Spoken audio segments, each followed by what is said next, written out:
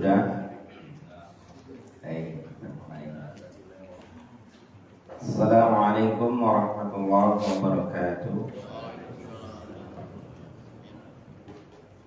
Alhamdulillahi wa kafa, wassalatu wassalamu ala rasulillah mustafa wa ala alihi wa ashabihi wa man wafa, amma ba'd.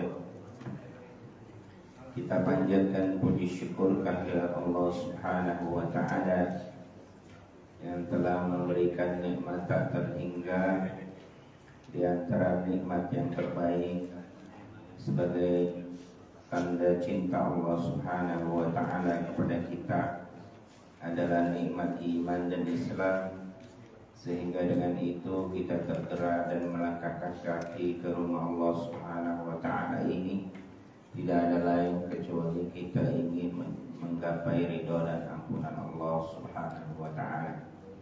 Alhamdulillah, sebagaimana biasa kita hadir kembali dalam kajian tadabbur Al-Quran, metode tatbiki, dan kali ini maudhu'i, tematik. Kita membahas tema tentang ketauhidan. Kali ini kita akan mengambil ayat surah Ali Imran ayat 79 sampai 80 insyaallah.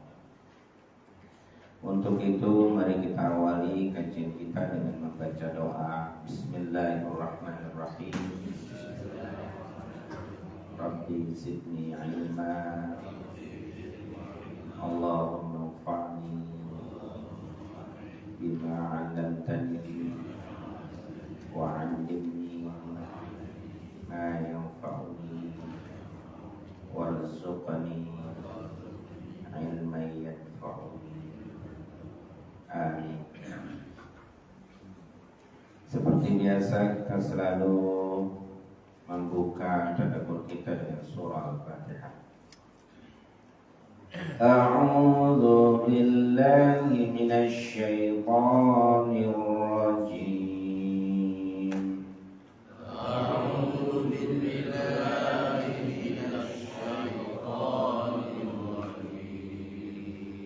Bismillahirrahmanirrahim.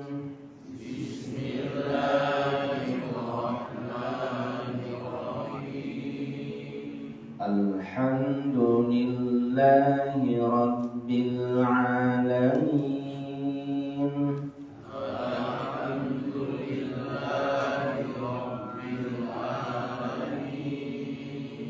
Ar-Rahmanir Rahim.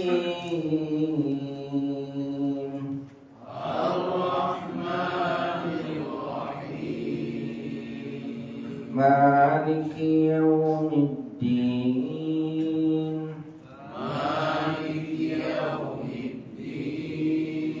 Iyyaka na'budu wa iyyaka nasta'in.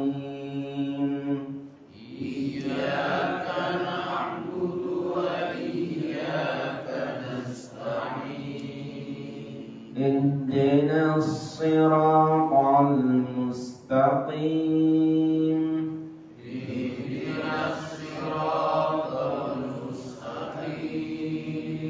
Siratal ladzina an'amta 'alaihim.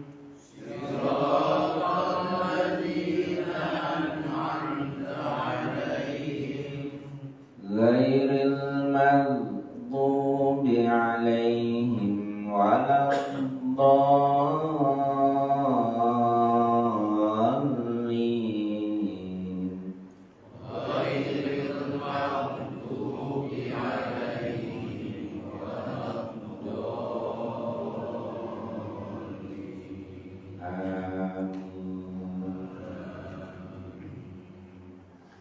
Bismillahirrahmanirrahim.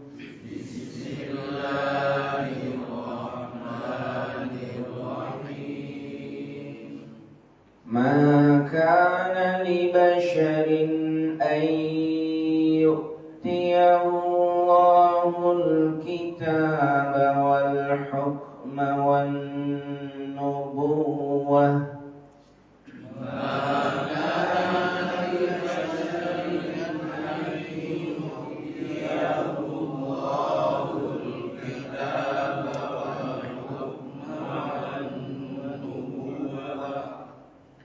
ثم يقول للناس كونوا عبادا لي من دون الله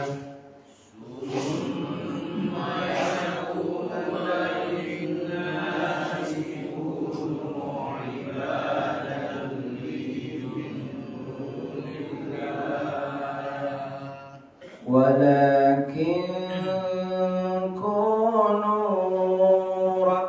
ربانيين بما كنتم تعلمون الكتاب وبما كنتم تدرسون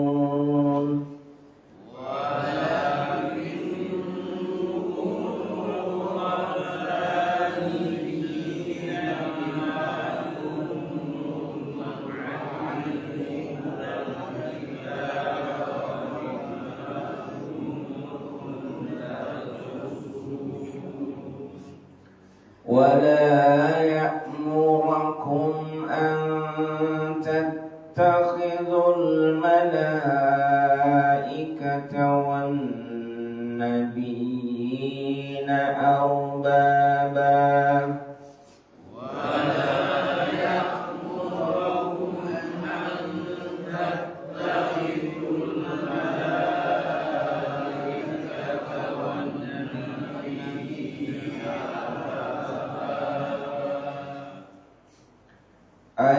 أيأمركم بالكفر بعد إذ أنتم مسلمون أيأمركم بالكفر بعد إذ أنتم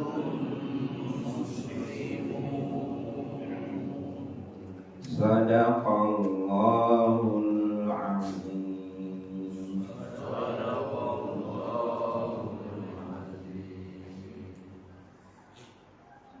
Kita artikan Bismillahirrahmanirrahim. Makana libashari,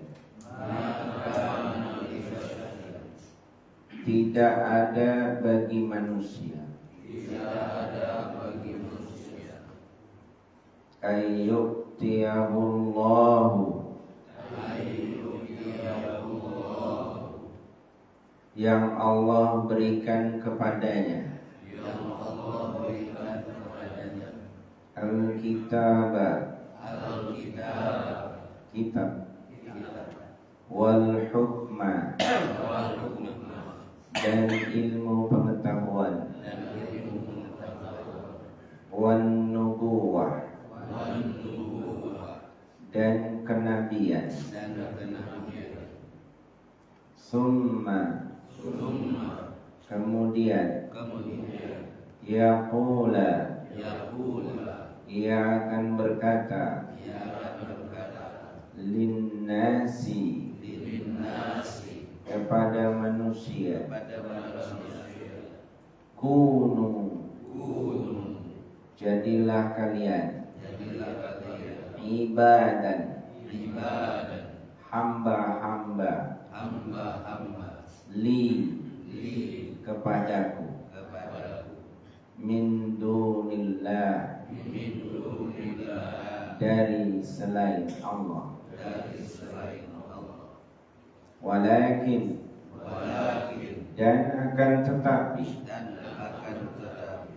kunu, jadilah kalian semua, Rabbaniyin,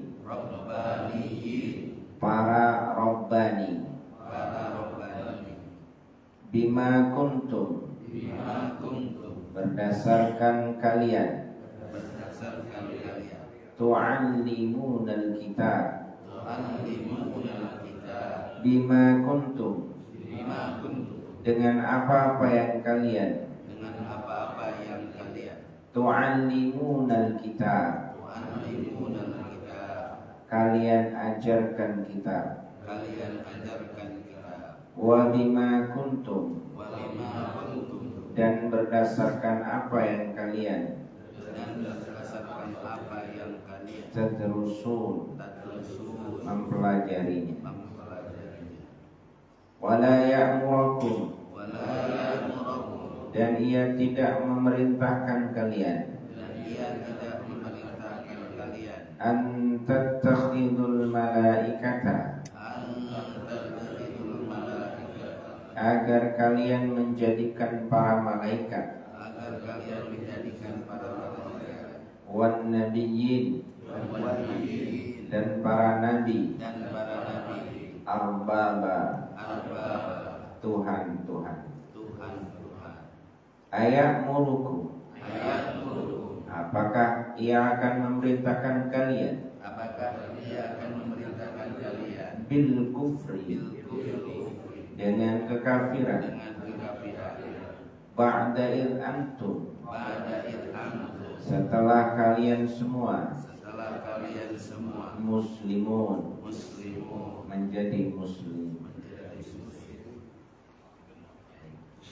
Maka li basharin ay yu'tiyahu Allahul kitaba wal hukma wan nubuwah thumma yaqulu lin-nasi kunu 'ibadan li min dunillah walakin kunu rabbaniyina bima kuntum tu'allimuna al-kitaba wa bima kuntum tadrusun wa la ya'murukum an tattakhidul malaikata wan nabiyyina arbaba aya'murukum bil kufri ba'da idh antum muslimun. Ayat ini diberi judul oleh Tafsir Al-Munir, Iftira'u Ahlil Kitab 'alal Anbiya, kebohongan ahli kitab atau penyelewengan ahli kitab terhadap para nabi. Menjadi peringatan bagi kita di ayat ini, Allah Subhanahu wa ta'ala berfirman, tidak ada satupun manusia yang Allah berikan kitab, yang Allah berikan ilmu, yang Allah berikan tugas kenabian, dia akan berkata kepada manusia, jadilah kalian hamba-hamba yang menyembahku selain Allah. Tidak ada. Akan tetapi mereka berkata, kunu rabbaniyin, jadilah kalian semua manusia itu adalah rabbaniyin, para rabbani, yang para nabi itu mengajarkan kitab, yang bertugas mengajarkan kitab, mengarahkan kepada kitab, mengarahkan kepada Al-Quran, dan berdasarkan apa yang kalian pelajari. Allah tidak memerintahkan kalian untuk menjadikan para malaikat dan para nabi itu Tuhan-Tuhan. Apakah Allah akan menjadikan kalian kafir setelah kalian muslim? Nah, ketika kita membaca ayat ini, maka yang pertama kita lihat bagaimana sebab nuzul, sebab-sebab turunnya ayat ini. Kalau ayat itu ada asbab nuzul, kalau hadis itu ada asbab wurud. Tidak semua ayat ada asbab nuzul, tapi penting untuk melihat asbab nuzul, sebab-sebab turunnya ayat. Karena dari situ kita akan memahami inti daripada ayat. Asbab nuzul ayat ini itu adalah ada namanya Abu Rafi Al-Qurzi. Ketika mereka mengumpulkan para rahib, para pendeta Yahudi dan Nasrani dari kalangan ahli Najran, Untuk apa? Untuk Rasulullah datang ke mereka. Kemudian Rasulullah menyampaikan Islam, mengajak kepada Islam kepada mereka. Kemudian apa? Jawab mereka,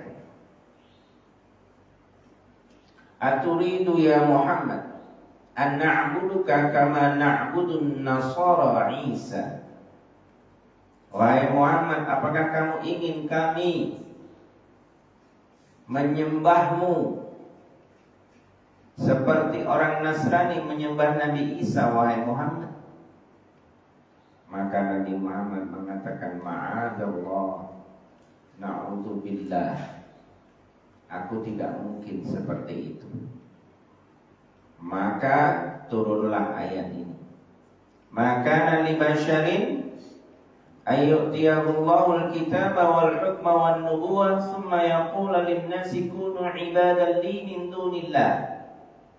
Tidak ada manusia, tidak boleh ada manusia yang diberikan kitab, diberikan ilmu, diberikan kenabian, kemudian memerintahkan manusia untuk menyembah dirinya. Tidak boleh. Jadi Nabi itu bukan untuk diperintahkan mengajarkan manusia menyembah dirinya, seperti yang terjadi pada kaum Nasrani, menjadikan Nabi Isa sebagai Tuhan. Nah, ternyata orang Yahudi, orang Nasrani itu dari dulu sudah salah, ya, menjadikan Nabi itu sebagai Tuhan. Padahal Nabi Rasul diturunkan bukan untuk itu. Nabi dan Rasul itu diturunkan untuk apa? Untuk memerintahkan kita itu untuk apa? Kunu rabbaniyina bima kuntum tu'allimuna al-kitab wa bima kuntum tadrusun. Itu yang diperintahkan kepada kita. Kita ini diperintahkan untuk menjadi robbani. Apa robbani? Dari kami robbani nggak diartiin lagi. Asal katanya Rob itu artinya Tuhan. Berarti kalau robbani jadilah Tuhan begitu. Waduh, penyeleweng. Ya robbani, robbaniyin itu jamak, dijamak lagi dari jamak robbani. Robba terus dikasih alif, dikasih nun, robbani. Terus dijamak lagi menjadi robbaniyin. Asal katanya Robbiyah. Apa artinya Robbiyah? Tuhanku. Robbiyah itu Tuhanku. Kalau dikasih alif sama nun jadi sigat mubalaghah. Sigat mubalaghah itu satu kata yang bermakna kelipatan tak terhingga itu. Jadi kita diperintahkan oleh Allah Subhanahu wa taala dan oleh para nabi kita terakhir Nabi Muhammad sallallahu alaihi wasallam. Kita diperintahkan untuk menghambakan diri kepada Allah itu Rabbani. Untuk mengabdikan diri kepada Allah itu Rabbani, bukan kepada nabi.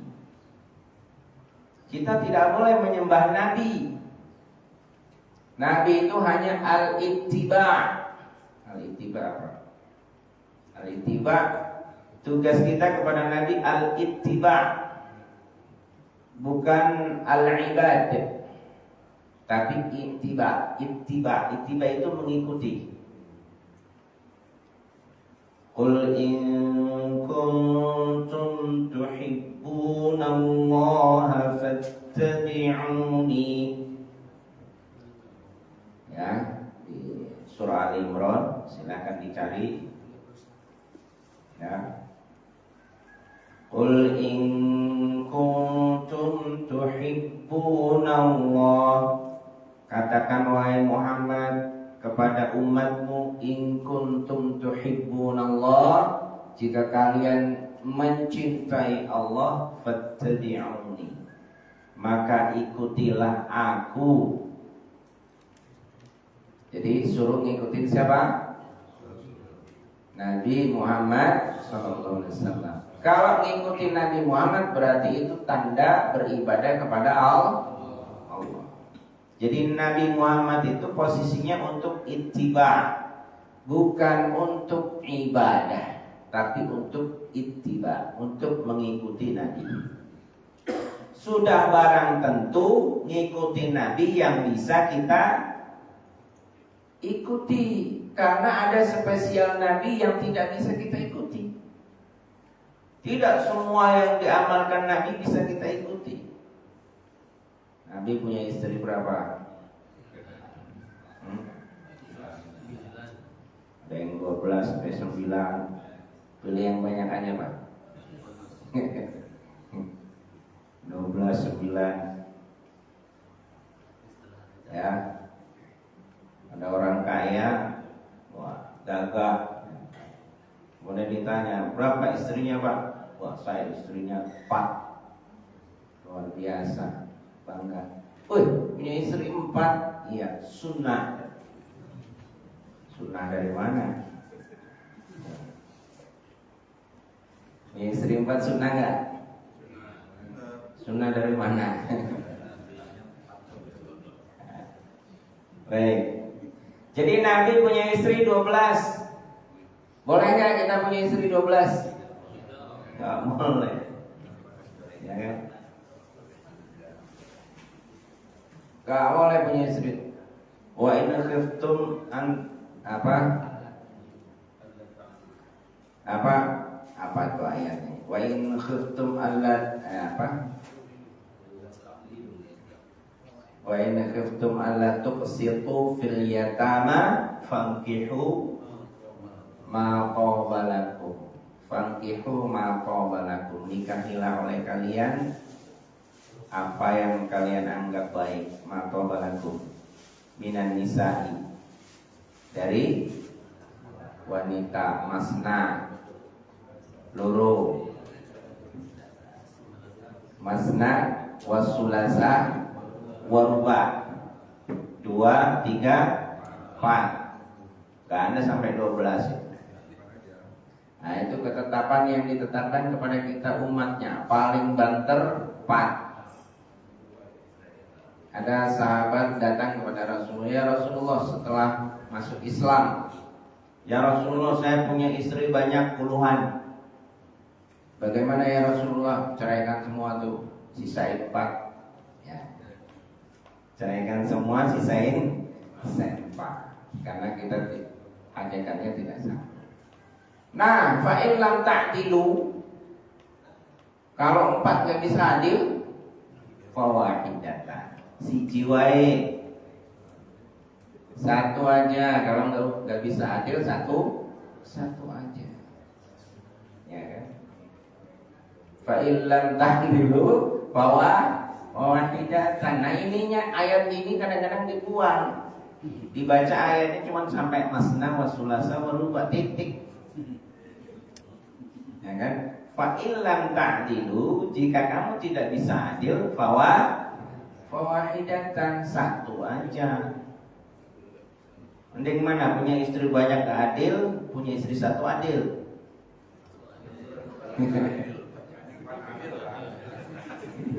Kalau 4 gak bisa adil kan dosa, zolim. Kebalikan adil itu namanya zolim. Kalau zolim banyak dosa malah. Benar gak ini contoh Nabi punya istri banyak? Coba kita lihat. Nabi punya istri pertama siapa? Khadijah. Pernah gak Khadijah dimadu? Gak pernah. Khadijah itu gak pernah dimadu.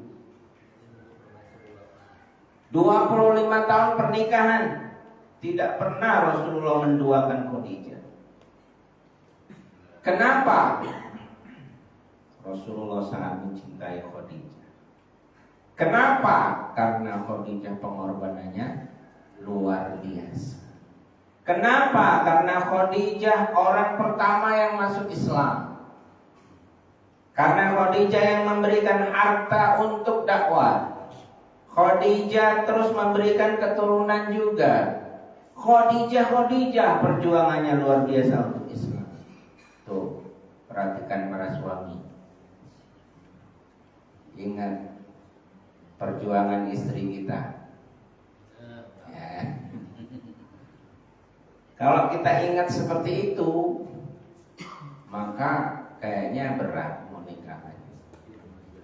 Kita lihat jasa-jasa istri pertama menikah, berangkat dari nol, berjuang bareng, berjuang bersama, sudah tua. Ya, kan? Nah, seperti itu. Dan yang kedua, kasus yang kedua, Rasulullah punya anak siapa namanya? Fatimah. Punya mantu siapa namanya? Ali. Saat itu Ali diinfokan mau beristri dua, mau memandukan Fatimah, tetapi Rasulullah tidak suka. Rasulullah tidak suka. Coba tanya, kalau kita punya anak perempuan dimandu mau enggak? Boleh apa enggak maksudnya? Hah? Enggak boleh, benar? Itu maksudnya pertimbangan ke arah itu ya. Kalau mau ta'addud itu pertimbangannya ke arah itu. Dah, kembali lagi ke mengikuti Rasulullah. Jadi mengikuti Rasulullah itu sesuatu yang bisa kita ikuti, yang diberikan mandat kepada kita. Contoh, sholat tahajud statusnya wajib bagi Nabi. Tapi kalau bagi kita sunnah. Dalilnya mana? Surah Al-Muzammil. Ya, baca sendiri ya. Bahas sendiri nanti ya. Jadi seperti itu. Jadi Rabbani, kita diperintahkan untuk menjadi Rabbani. Rabbani itu orang yang mengabdikan diri kita kepada Allah Subhanahu wa taala. Inna sholati wa nusuki wa mahyaya wa mamati lillahi Rabbil alamin. Apa tugas Rabbani? Menurut Abu Ja'far At-Tabari, tafsir At-Tabari, yang disebut Rabbani itu adalah bima kuntum tu'allimunan nas. Tugasnya itu mengarahkan manusia, mengajarkan manusia. Para ahli tafsir mendefinisikan Rabbani itu adalah al-hukama wal ulama, al-fuqaha, para ahli fikih, para ulama. Jadi kita diperintahkan untuk jadi apa? Jadi ulama. Kita semuanya diperintahkan untuk jadi ulama. Bisa? Enggak akan bisa semua. Oleh karena itu, ya, di dalam riwayat ada sebuah riwayat yang diriwayatkan oleh Al-Qurtubi dalam tafsir Jami'ul Bayan fi Tafsir Ayatul Ahkam. Wa ruwiya 'an Nabi sallallahu alaihi wasallam annahu qala ma min mu'minin dzakarin wala unsa hurrin wala mamlukin illa walillahi 'azza wa jalla 'alaihi haqqun ay yata'allama minal qur'ani wa yatafaqqaha fi dini. Pak Mirsa, artinya diriwayatkan dari Nabi SAW bahwasanya ia bersabda, tidak ada seorang mukmin, baik itu laki-laki maupun perempuan, merdeka maupun budak, kecuali dia punya tugas. Apa tugasnya? Tugasnya untuk belajar Al-Quran dan mendalami agama. Belajar Al-Quran dan mendalami agama. Tentu saja belajarnya Al-Quran sahabat beda dengan belajarnya kita. Kalau sahabat itu belajar Al-Quran itu nggak pakai tulisan, dia pakai simai. Makanya di masa sahabat yang mencoba menulis itu gak ada titiknya. Tulisan Al-Qur'annya gak ada titiknya, Pak. Kok bisa baca? Ya bisa. Bapak bisa gak baca Quran gak ada titiknya? Hah? Anak kecil aja bisa. Coba anak kecil kita talkin, kita dikte. Yang belum bisa baca bawa ke sini, saya ajarin, bisa nanti. Ya, saya dikte. Yang dia nggak bisa baca huruf, nggak kenal huruf, tapi kita dikte. A, I, qul, huwallah, ahad. Sambung, qul huwallahu ahad, nanti hafalnya. Nah, kalau sudah hafal, dikasih tulisan yang nggak ada titiknya, qul huwallahu ahad, bisa baca nggak? Pasti bisa, karena dia sudah hafal. Begitulah cara sahabat belajar Al-Qur'an. Maka ada metode ummi. Metode ummi itu begitu, talqin. Ya, kalau bapak-bapak belajar metode ummi ya udah belajar tajwid, nggak usah metode ummi lagi. Metode ummi itu yang untuk Raudatul Atfal. Ya. Maka selanjutnya baru ditemukan titik, karena banyak selain sahabat itu mengalami kesulitan dalam belajar Al-Qur'an. Akhirnya dikasih titik sama siapa? Abul Aswad Ad-Du'ali. Nah, titik dalam Al-Qur'an itu merupakan perbuatan bid'ah. Perbuatan bid'ah, tapi bid'ah yang wajib. Kemudian selanjutnya ada harokat, penemu harokat. Nah, itu juga bid'ah. Selanjutnya penemu ilmu tajwid, itu juga bid'ah, tapi bid'ah yang diperintahkan. Ya, di zaman Utsman Al-Qur'an dibukukan, itu juga bid'ah. Tapi bid'ah yang wajib. Maka bid'ah enggak semua bid'ah, ya. Jadi bid'ah itu ditimbang dulu dalam hukum. Bid'ah itu bukan hukum. Bid'ah itu sifat. Nah, untuk menjadi baik atau tidak ditimbang ke hukum. Hukum timbangannya ada 5. Wajib, sunnah, mubah, makruh, haram. Nah, kalau bid'ah haram baru nggak boleh sholat zuhur 5 rakaat. Bid'ah yang haram. Sholat menghadap, kalau di Indonesia menghadap timur. Kalau di Arab jangan diprotes. Kalau di sisi-sisi Ka'bah itu menghadap timur, barat, bisa. Kalau belah sono ya ngadep mana gitu. Jadi seperti itu. Nah, ini, jadi kita diperintahkan untuk apa? Mengkaji Al-Qur'an. Kitab Ihya Ulumuddin mengatakan, kun aliman, jadilah kalian orang alim. Fa illam tastati kun mustami'an, jadilah kalian orang yang pembelajar. Masih fa illam tastati, enggak bisa juga jadi pembelajar, enggak bisa. Kun mustami'an, jadilah kalian orang yang senang mendengar. Masih juga enggak bisa.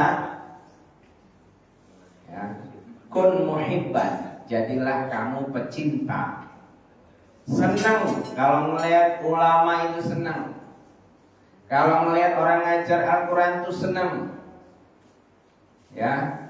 Wala takun asian, wala takun muta'aridon, jangan kamu jadi penghalang. Ada orang mau ngaji, ada orang ini ikut enggak, belajar enggak, nyumbang juga. Ini banyak komentatornya. Beginilah begitu ya. Malah ngomporin orang yang belajar supaya turun semangatnya, akhirnya tidak mau belajar. Na'udzubillah. Allah pasti murka, demi Allah. Ya kan? Jadi seperti itu. Jadi minimal kita kalau nggak jadi alim ya pembelajar. Kayak saya ini tetap pembelajar, ya kan? Ya kan pembelajar, ya kan? Pokoknya belajar terus. Mau bisa nggak bisa, pokoknya belajar terus. Mau paham nggak paham, pokoknya belajar terus. Ya, karena dalam Islam itu nggak ada batasan pembelajar, nggak ada. Belajar terus, ya kan? Dan harus dibedakan, kata Syekh Ali Jum'ah, ada ilmu, ada pengetahuan. Ada ilmu, ada pengetahuan. Apa bedanya? Kalau pengetahuan zaman sekarang gampang. Bapak bisa aplikasi AI, gampang ketik AI. Pengetahuan tuh banyak.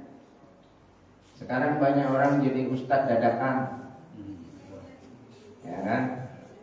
Kayak goreng tahu bulat itu digoreng dadakan.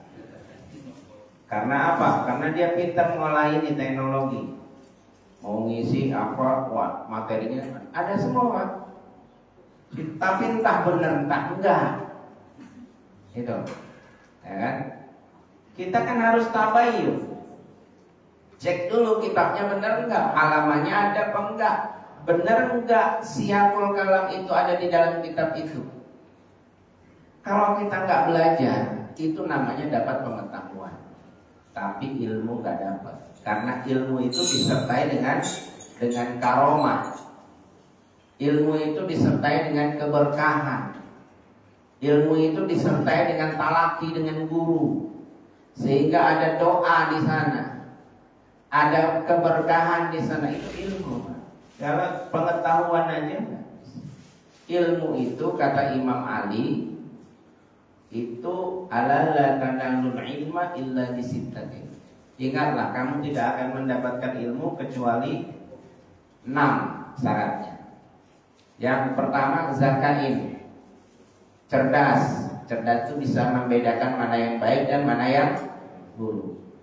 Kemudian yang kedua hirsin, sungguh-sungguh. Yang ketiga wastibarin, sabar. Yang keempat wabul gotin, biaya. Yang dari jauh ke sini kan butuh biaya kan?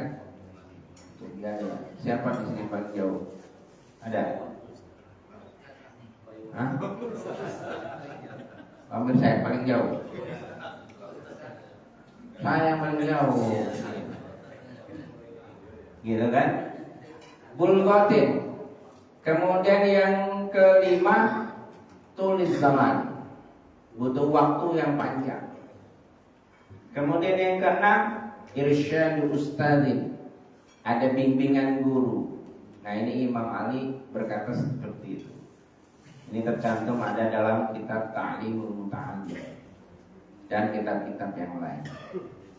Ya, jadi di sini kita diperintahkan untuk memahami agama kita, memahami Al-Quran. Nah, kalau nggak jadi alim, jadi apa? Pembelajar. Nggak bisa jadi pembelajar, pendengar. Ya, sekarang mendengarkan bisa nggak dari rumah? Bisa, makanya media sosial tuh bagus tuh. Supaya apa? Supaya bisa dicerna ilmunya bukan hanya sekitaran masjid, tapi orang lain juga bisa mendapatkan manfaatnya. Maka masjid itu perlu dilengkapi perlengkapannya untuk media. Jangan itu-itu aja. Siaran langsung kebalik. Jadi kita harus dilengkapi. Nah ini sarana dakwah. Sarana dakwah. Jadi seperti itu. Sehingga kalau masjid punya fasilitas itu, kemudian didengar oleh semua orang, masjidnya ada keberkahan dan kita dapat pahala. Pahala setiap orang yang mendengarkan. Itu orientasi kita, tujuan kita ya. Seperti itu. Bima kuntum tu'allimuna kitab. Jadi Nabi itu misinya kepada kita itu supaya kita ngerti kita, terus kita ngerti ma'rifatullah, ngerti Allah. Kalau sudah ngerti Allah, ibadah kita bukan lagi kewajiban, tapi kesyukuran. Apa kesyukuran? Terima kasih. Beda nggak Pak? Bayar hutang sama ngasih orang terasa tanda terima kasih, beda nggak? Kalau bayar hutang gimana rasanya? Berat. Tapi kalau memberi dengan tanda terima kasih, ikhlas. Mana yang diungkit-ungkit? Memberi karena upeti sama memberi karena terima kasih. Yang diungkit-ungkit yang mana? Yang upeti. Kalau kita sebagai tanda terima kasih memberi itu nggak mungkin kita ungkit-ungkit, karena kita memberinya ikhlas. Begitu juga kita ibadah kepada Allah. Kita nggak akan merasa berat. Sholat sunnah, mengajarkan hal-hal yang sunnah itu kita nggak merasa berat. Kenapa? Karena sebagai tanda terima kasih Allah memberikan kita hidayah. Maka kita banyak sujud kepada Allah. Ada sahabat yang minta doa kepada Rasulullah, ya Rasul doakan saya untuk ahli surga. Kata Rasulullah, kamu sudah gak kebagian. Kenapa? Karena sahabat lain sudah lebih dulu. Tapi sahabat itu memaksa kepada Rasulullah, ya Rasul tolong doakan kamu. Baik, kalau begitu kamu saya doakan, tapi syarat perbanyaklah sujud kepada Allah. Jadi kita sujud kepada Allah itu selain yang wajib itu adalah sebagai tanda terima kasih kita kepada Rasulullah. Begitu sholat sampai kakinya bengkak. Di tempat yang sempit kamarnya Aisyah, kadang-kadang kaki Aisyah diselonjorkan. Begitu mau sujud disingkirkan. Kalau kita udah nggak jadi sholat itu, tahu sendiri. Kaki istri kita diselonjorkan, udah nggak jadi sholat. Untung itu Rasulullah. Ya. Kemudian Rasulullah ditanya sama Aisyah, ya Rasulullah, engkau kan sudah maksum, engkau kan sudah dijamin. Alam akun abdan syakura. Tidak bolehkah aku menjadi hamba yang bersyukur kepada Allah? Jadi Rasulullah itu luar biasa. Nah itu yang harus kita tiru ya. Cuman bagaimanapun kadang-kadang kita yang mirip-mirip aja. Kalau persis seperti Rasulullah itu sulit. Ya ada hadis mengatakan lastu kahayatikum. Aku bukan seperti diri kalian.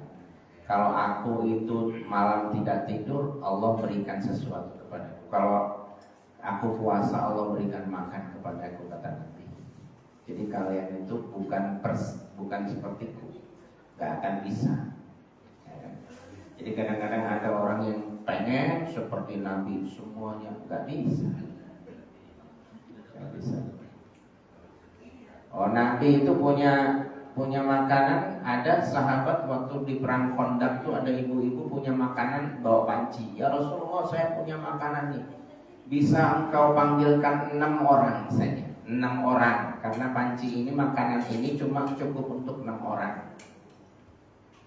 Apa kata Rasulullah? Rasulullah pergi terus panggil seluruh sahabat kerudung datang. Waduh, ibu-ibu itu marah-marah, ya Rasul, gimana ini makanan saya nggak cukup?